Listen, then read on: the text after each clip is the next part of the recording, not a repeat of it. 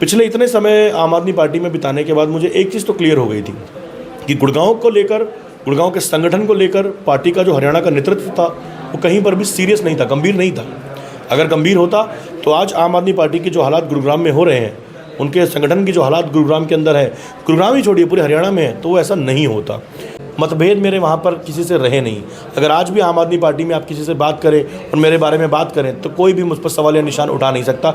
ये पत्रकार बंधु भी जानते हैं, आप भी जानते हैं और पार्टी के पदाधिकारी भी। संविधान ने हर एक व्यक्ति को अधिकार दिया है चुनाव लड़ने का।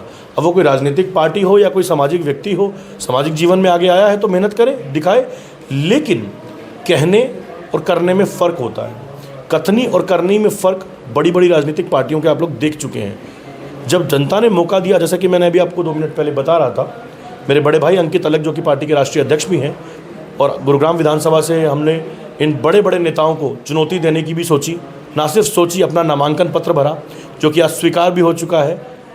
जिन लोगों को ये लगता है कि गुरुग्राम जो है इन लोगों की बपोती बन चुका है, उन्हें इस विचार से बाहर आ जाना चाहिए। गुरुग्राम कल भी आम लोगों का था, आज भी आम लोगों का है, गुरुग्राम कल भी आम लोगों का रहेगा। नमस्कार, आप देख रहे हैं नव समाचार। मैं हूं रमाकांत उपाध्याय। मेरे साथ जनसेवक क्रांति पार्टी के हरियाणा प्रदेश महासचिव पारस जुनेजा जी बीच में मौजूद हैं। पारस जी, कैसे दिख रहे हैं कि आप आम आदमी पार्टी छोड़कर जनसेवक क्रांति पार्टी का जब दामन थामा, लोगों ने कहा कि चले गए पारस, हाँ, अब आप यहाँ पर आपको कई जिम्मेदारियाँ दी जा रही हैं, मीडिया का भी प्रभार आपके हाथ में है, आपके पास में आपको महासचिव भी बना दिया तमाम। परंतु बात यहाँ पर ये नहीं कि आपको क्या बना दिया, आप एक पार्टी छोड़ के दूसरी पार्टी में आ गए। तो कुछ तो देखा होगा कि जनसेवक क्रांति पार्टी में, क्योंकि आम आदमी पार्टी की विचारधारा, केजरीवाल की विचारधारा को देखते हुए पारस जी उसमें पहुँचे थे, अब जनसेवक क्रांति पार्टी के बीच में है। पहले तो आपका यहाँ पहुँचने पर बहुत बहुत शुक्रिया। आपके दर्शकों के माध्यम से मैं अपनी बात जो है जनता तक पहुँचा पा रहा हूँ, उसके लिए बहुत बहुत शुक्रिया। देखिए, जैसे कि आपने कहा कि आम आदमी पार्टी से निकलकर जनसेवक क्रांति पार्टी को मैंने ज्वाइन किया। देखिए, जब मैंने आम आदमी पार्टी का संगठन का हाथ थामा था, या मैंने उस संगठन को ज्वाइन किया था, एक दशक से ज़्यादा वक्त बीत चुका है कि मैं पार्टी में स्वयंसेवक, प्रचारक और पदाधिकारी भी रहा हूँ पिछले 4 सालों में।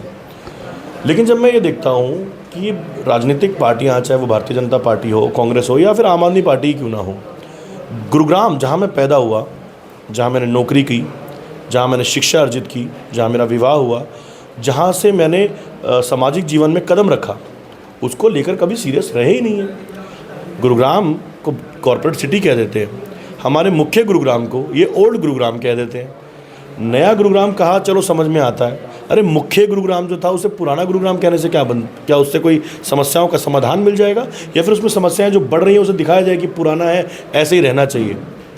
राजनीतिक पार्टी कोई भी हो, दल कोई भी हो, अगर कोई व्यक्ति सामाजिक जीवन में आता है तो उसकी सबसे पहली जो प्राथमिकता होती है वो होती है कि अपने आसपास के मोहल्ले को, अपने शहर के बारे में सोचे। तो यही मैंने सोचा।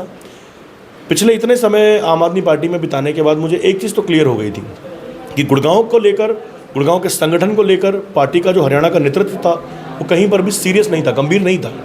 अगर गंभीर होता तो आज आम आदमी पार्टी के जो हालात गुरुग्राम में हो रहे हैं, उनके संगठन की जो हालात गुरुग्राम के अंदर है, गुरुग्राम ही छोड़िए पूरे हरियाणा में है, तो वो ऐसा नहीं होता।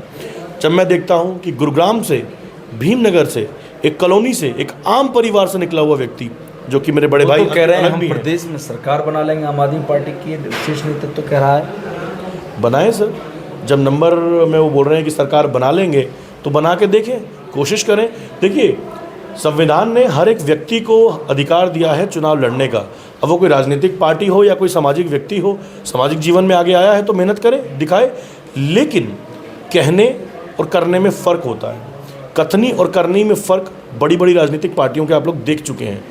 जब जनता ने मौका दिया, जैसा कि मैंने अभी आपको 2 मिनट पहले बता रहा था, मेरे बड़े भाई अंकित अलग जो कि पार्टी के राष्ट्रीय अध्यक्ष भी हैं, और गुरुग्राम विधानसभा से हमने इन बड़े बड़े नेताओं को चुनौती देने की भी सोची। ना सिर्फ सोची, अपना नामांकन पत्र भरा, जो कि आज स्वीकार भी हो चुका है। जिन लोगों को ये लगता है कि गुरुग्राम जो है इन लोगों की बपोती बन चुका है, उन्हें इस विचार से बाहर आ जाना चाहिए। गुरुग्राम कल भी आम लोगों का था, आज भी आम लोगों का है, गुरुग्राम कल भी आम लोगों का रहेगा। अगर इनकी समस्याओं को कोई समझ सकता है तो गुरुग्राम में पैदा हुआ व्यक्ति समझ सकता है। अगर इनकी समस्याओं का समाधान कोई कर सकता है तो सिर्फ और सिर्फ वो कर सकता है जिसने गुरुग्राम का दर्द देखा हो, जिसने गुरुग्राम को मुख्य गुरुग्राम से नया गुरुग्राम बनते भी देखा हो।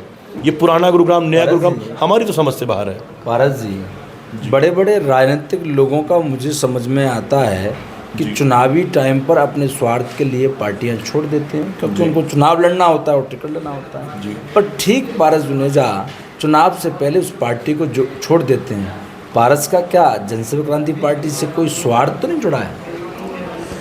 देखिए, बिल्कुल बहुत ही खूबसूरत और बहुत बढ़िया सवाल आपने पूछा है। आमतौर पर इसी तरह की धारणा बन चुकी है कि कोई व्यक्ति एक राजनीतिक दल को छोड़कर दूसरे राजनीतिक दल में जाएगा तो हो सकता है किसी बड़े पद की लालसा में जा रहा होगा, या हो सकता है उसे चुनाव की टिकट ना मिली हो तब जा रहा होगा, या फिर उसके आपसी मतभेद बहुत ज़्यादा बढ़ गए होंगे इसलिए जाएगा। इसके अलावा तो कोई कारण नहीं होता सर।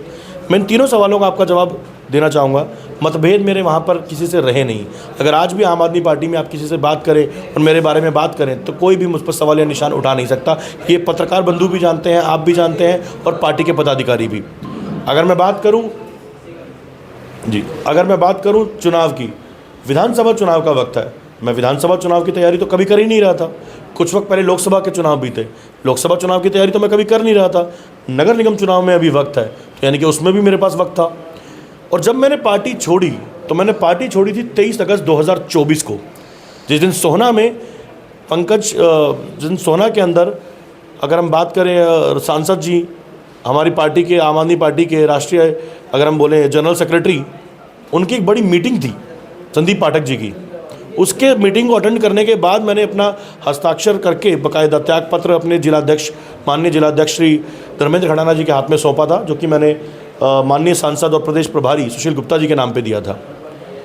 मैं नहीं चाहता था कोई मुझे ये बोले कि इसको टिकट नहीं मिली, या गलत व्यक्ति को टिकट मिल गई, या इसके पसंदीदा व्यक्ति को टिकट मिल गई इसलिए इसने पार्टी छोड़ दी। मैंने ऐसा तो नहीं किया। टिकट का बंटवारा तो 12 तारीख को हुआ है गुरुग्राम के लिए।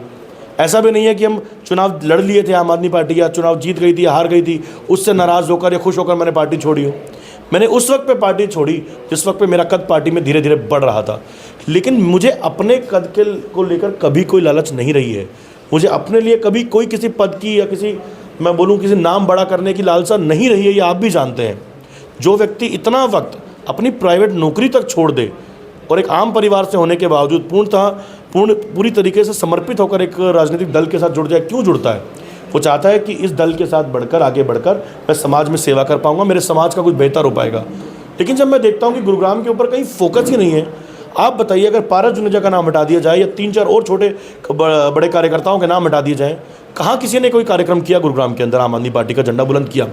जो व्यक्ति आम आदमी पार्टी से विधायक की टिकट मांग रहे थे वो इस बात का इंतजार करते रहे कि गठबंधन किया जाए। क्यों? बार बार ये कहकर कि हमें कांग्रेस से